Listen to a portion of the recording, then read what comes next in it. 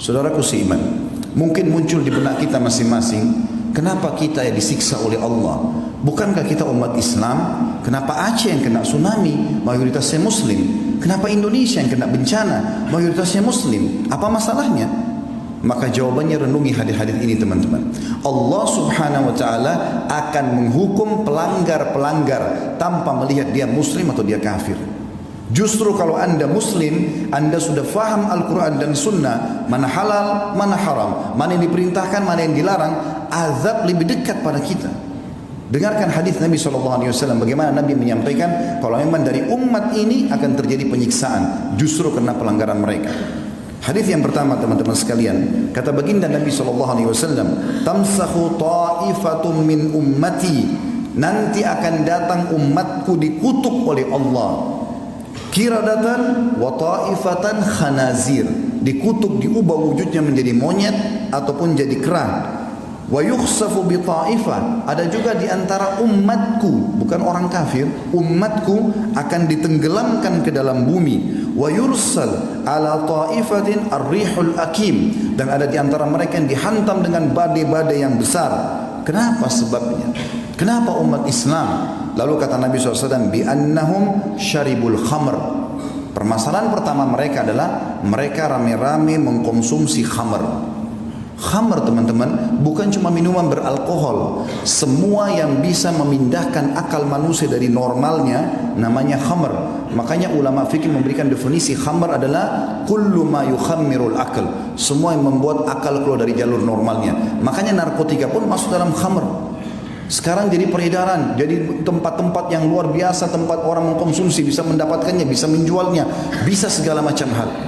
Tersebar khamar penyebab pertama. Yang kedua, walabisul harir, dan para kaum laki-laki mereka berlumba-lumba menggunakan sutra. Teman-teman sekalian, mohon maaf saya menyampaikan ini. Sutra ini dianggap sebagai pakaian orang kaya, dan kalau sudah kaya seperti tidak pantas kalau tidak pakai sutra. Dengarkan baik-baik saudaraku muslim. Nabi SAW pernah mengangkat benda di tangan kanannya, tepatnya emas. Lalu beliau mengangkat sutra di tangan kirinya sambil mengatakan, inna hadzaini haramun ala dzukuri ummati. Dua benda ini haram bagi laki-laki umatku.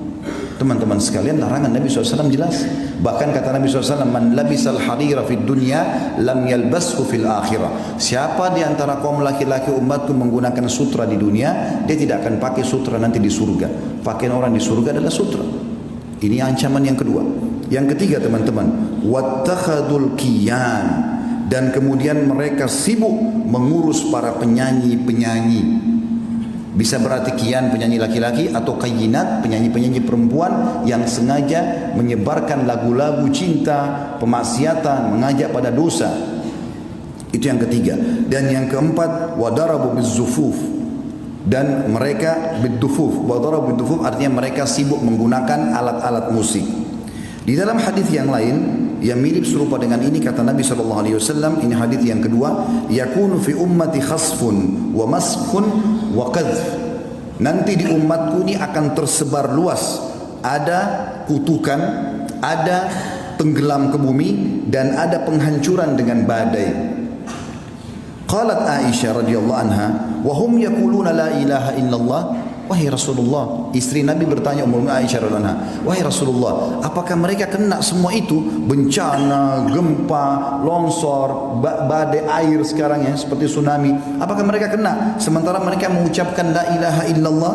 Faqala sallallahu alaihi wasallam, maka Nabi SAW menjawab, idza dhaharal kayyinat, kalau sudah tersebar di tengah-tengah umatku ini kayyinat. Apa itu kayyinat? Ibnu Hajar berkata, al-mughanniyat, para wanita yang terbuka auratnya lalu menyanyi di depan para laki-laki.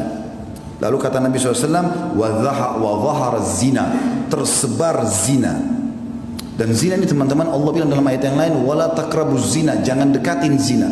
Dan zina sekarang diubah namanya. Sekarang kita namakan hiburan. Orang ke diskotik, gelap-gelap, maka khamr sangat dekat dengan itu, dan khamr sangat dekat dengan perzinahan. Lalu dibahasakan dengan hiburan. Di sini sudah disebutkan oleh Nabi SAW 1400 tahun yang lalu penyebabnya. Kemudian selanjutnya dikatakan wasyuribatil khamr, dan diminumlah khamr-khamr, walubisal harir, dan kemudian dipakailah sutra-sutra. Kata Nabi SAW, kana dzak inda dzak. Kalau itu terjadi, pasti terjadi juga pada umatku.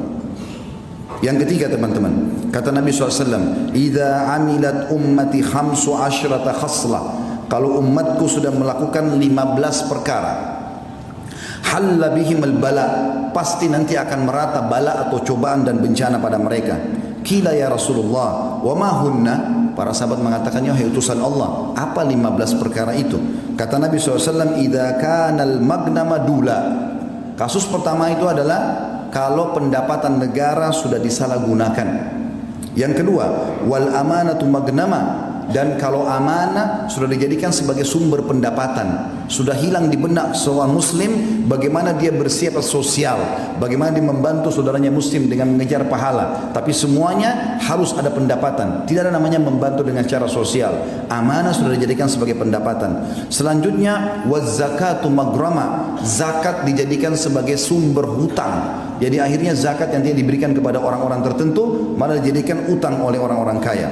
Selanjutnya wa ata'ar rajulu zaujatah, dan suami-suami sudah mulai tunduk dengan para istri-istri mereka, walaupun itu haram tetap dia patuhi istrinya sementara Allah mengharamkannya. Wa aqqa ummah, sampai pada tingkat dia durhaka dengan ibunya.